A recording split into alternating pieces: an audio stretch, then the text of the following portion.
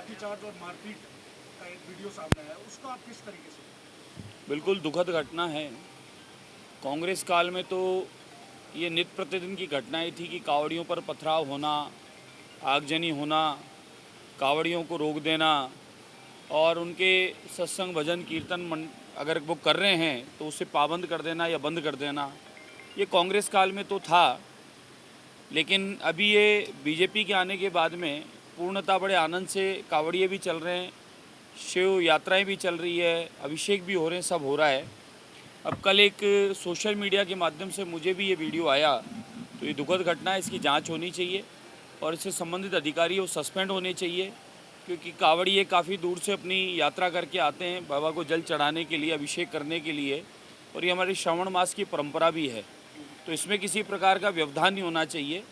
और अगर पुलिस ने भी ऐसा काम किया या थाने के द्वारा हुआ है, क्योंकि अभी सच्चाई पता नहीं है, अभी ये पता नहीं है कि वो पुलिस से बहस हुई है, क्योंकि वो ड्रेस जो दिख रहा है उसमें सिविल ड्रेस में दिख रहा है वो व्यक्ति, तो ये कह नहीं सकते वो पुलिस का ही है कि बाहर का है। हाँ, ये ज़रूर है कि आपस में कहासुनी और मारापीटी हो रही है, वो ठीक नहीं है। कावड़ियों के साथ में किसी प्रकार का अभद्र व्यवहार हो उचित नहीं है। अगर अधिकारियों ने किया है तो उसकी जांच होनी चाहिए और वो सस्पेंड होने चाहिए। कानून व्यवस्था मजबूत है, लॉ एंड ऑर्डर का पालन हो रहा है।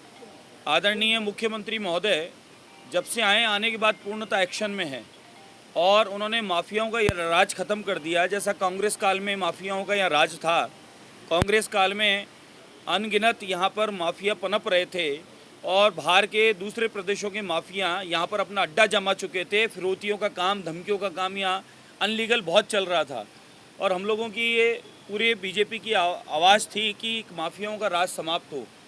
और आदरणीय मुख्यमंत्री आने के बाद में माफियाओं का राज समाप्त हुआ।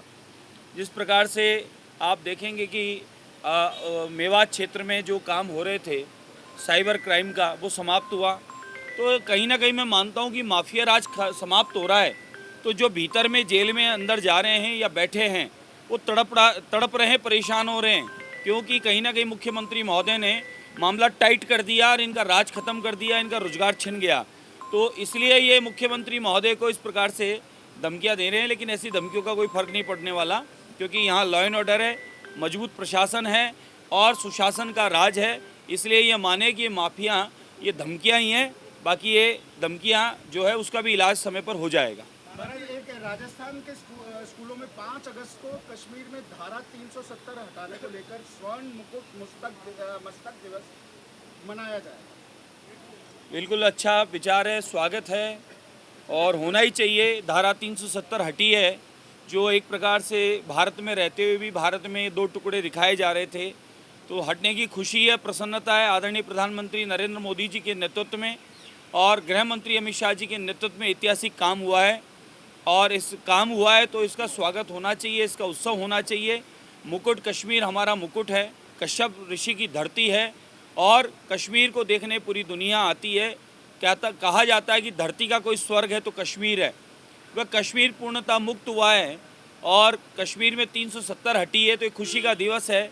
तो कश्मीर मुकुट है तो मुकुट दिवस होना ही चाहिए, स्वागत करना चाहिए, इसका हम सबको मनाना चाहिए।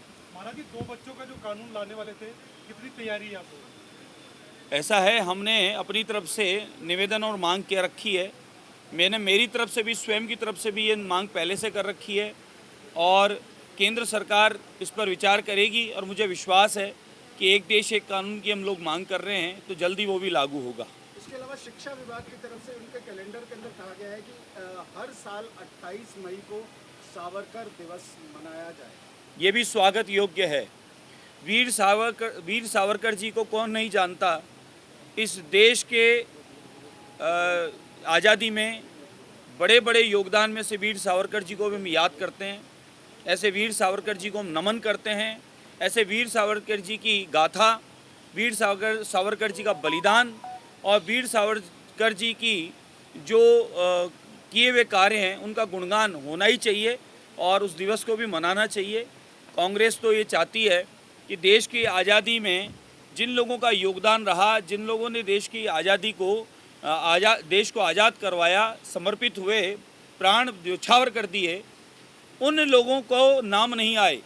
तो कांग्रेस ऐसा चाहती है, लेकिन भारतीय जनता पार्टी वह प्रत्येक आज़ादी की लड़ाई में जो भाग लिया है, छोटे से बड़ा, सभी जाति धर्म का, उन सबका मान सम्मान बढ़ना चाहिए और आने वाली पीढ़ी को इसके बारे में पता चलना चाहिए।